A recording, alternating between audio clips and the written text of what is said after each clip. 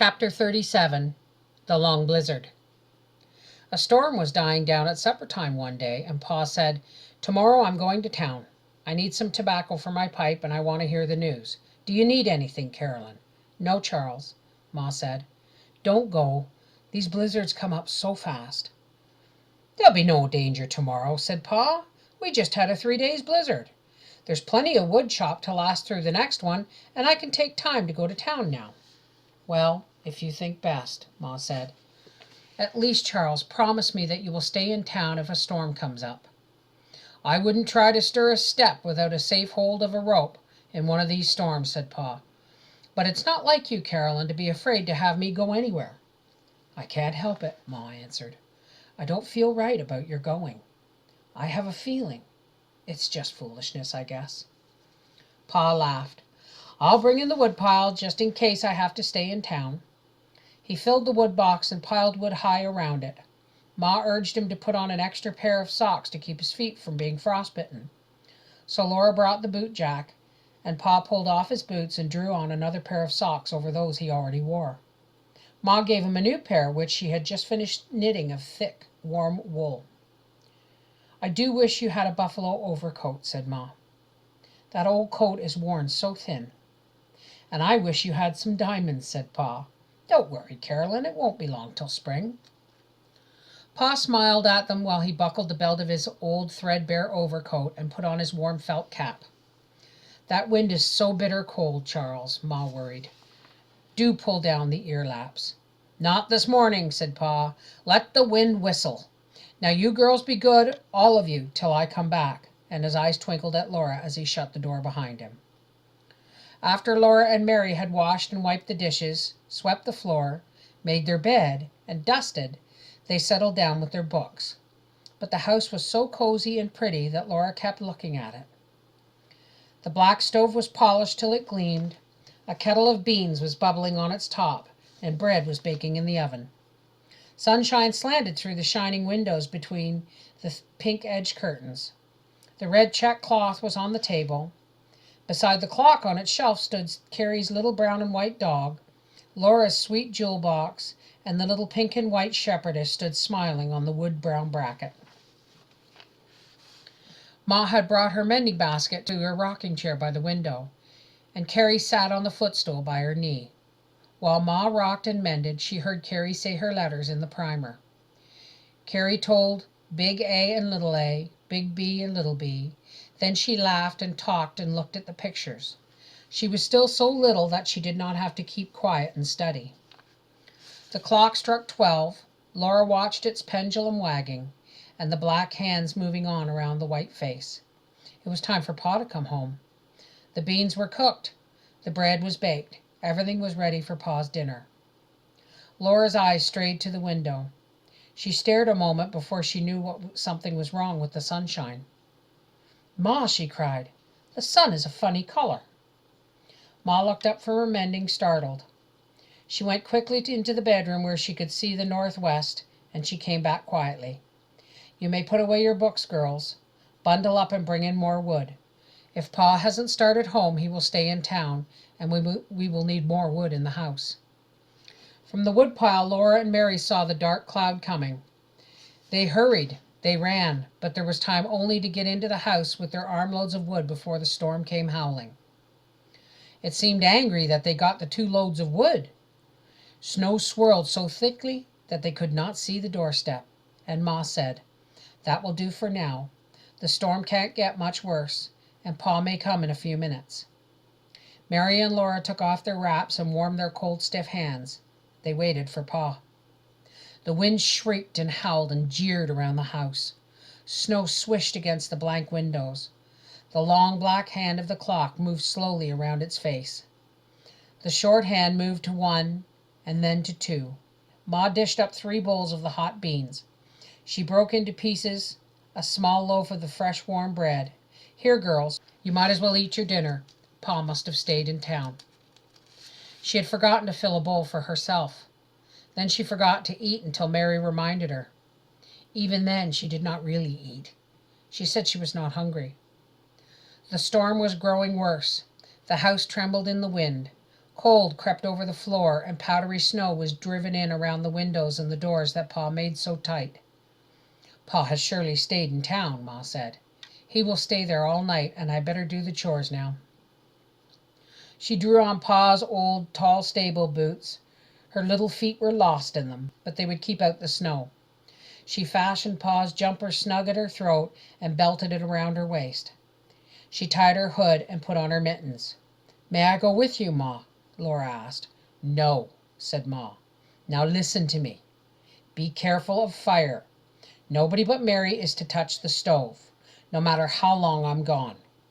Nobody is to go outdoors, or even open a door, until I come back." She hung the milk pail on her arm and reached through the swirling snow till she got a hold of the clothesline. She shut the back door behind her. Laura ran to the darkened window, but she could not see Ma. She could see nothing but the whirling whiteness swishing against the glass. The wind screamed and howled and gibbered. There seemed to be voices in it. Ma would go step by step, holding tight to the clothesline. She would come to the post and go on. Blind in the hard snow, whirling and scratching her cheeks, Laura tried to think slowly, one step at a time, till now surely Ma bumped against the stable door. Ma opened the door and blew in with the snow. She turned and pushed the door shut quickly and dropped the latch into its notch. The stable would be warm from the heat of the animals, and steamy with their breath. It was quiet there. The storm was outside, and the sod walls were thick. Now Sam and David turned their heads and whickered to Ma, and the cow coaxed, "Mmm," and the big calf cried, "Baa." The pullets were scratching here and there, and one of the hens was saying to herself, "Gah, gah, gah, gah, gah." Ma would clean all the stalls with the pitchfork. Forkful by forkful she threw the old bedding on the manure pile. Then she took the hay they had left in their mangers and spread it to make them clean beds. From the hay pile she pitched fresh hay into manger after manger till all 4 mangers were full. Sam and David and Spot and her calf munched rustling good hay. They were not very thirsty because Pa had watered them all before he went to town. With the old knife that Pa kept by the turnip pile, Ma cut up turnips. She put some in each feed box, and now the horses and cattle crunched the crisp turnips. Ma looked at the hens' water dish to make sure they had water. She scattered a little corn for them and gave them a turnip to peck. Now she must be milking Spot. Laura waited until she was sure that Ma was hanging up the milking stool.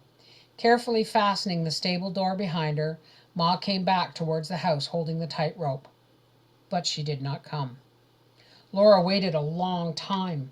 She made up her mind to wait longer, and she did. The wind was shaking the house now. Snow as fine and grainy as sugar covered the window-sill and sifted off to the floor, but did not melt. Laura shivered in her shawl. She kept on staring at the blank window panes, hearing the swishing snow and the howling, jeering winds. She was thinking of the children whose Pa and Ma never came. They burned all the furniture and froze stark stiff. Then Laura could be still no longer. The fire was burning well, but only that end of the room was really warm. Laura pulled the rocking chair nearer the open oven and set Carrie in it, straightened her dress. Carrie rocked the chair gaily, while Laura and Mary went on waiting. At last the back door burst open. Laura flew to Ma. Mary took the milk pail while Laura untied Ma's hood. Ma was too cold and breathless to speak. They helped her out of the jumper. First thing she said was, "Is there any milk left?" There was a little milk in the bottom of the pail, and some was frozen to the pails inside. "The wind is terrible," Ma said.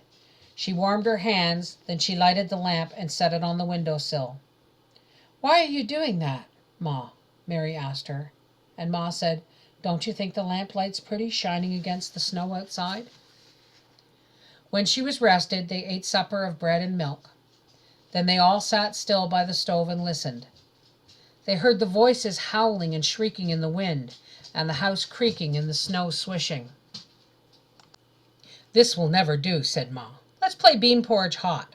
Mary, you and Laura play it together, and Carrie and you hold up your hands. We'll do it faster than Mary and Laura can." So they all played bean porridge hot, faster and faster, until they could not say their rhymes for laughing.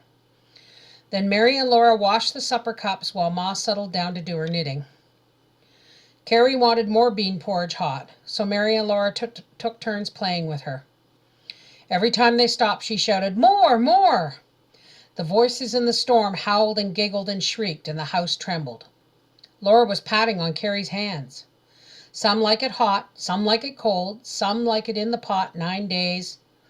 The stovepipe sharply rattled. Laura looked up and screamed, "Ma, the house is on fire!" A ball of fire was rolling down the stovepipe. It was bigger than Ma's ball of yarn. It rolled across the stove and dropped to the floor as Ma sprang up. She snatched up her skirts and stamped on it, but it seemed to jump through her foot, and it rolled to the knitting she had dropped. Ma tried to brush it into the ash pan. It ran in front of her knitting needles, but it followed the needles back. Another ball of fire had rolled down the stovepipe, and another. They rolled across the floor after the knitting needles and did not burn the floor. "My goodness," said Ma. While they watched those balls of fire rolling, suddenly there were only 2.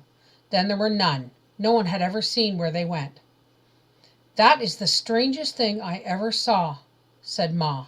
She was afraid. All the hair on Jack's back was standing up. He walked to the door, lifted up his nose, and howled. Mary cowered in her chair, and Ma put her hands over her ears. "For pity's sake, Jack, hush," she begged him. Laura ran to Jack, but he did not want to be hugged. He went back to his corner and lay with his nose on his paws, his hair bristling and his eyes shining in the shadow.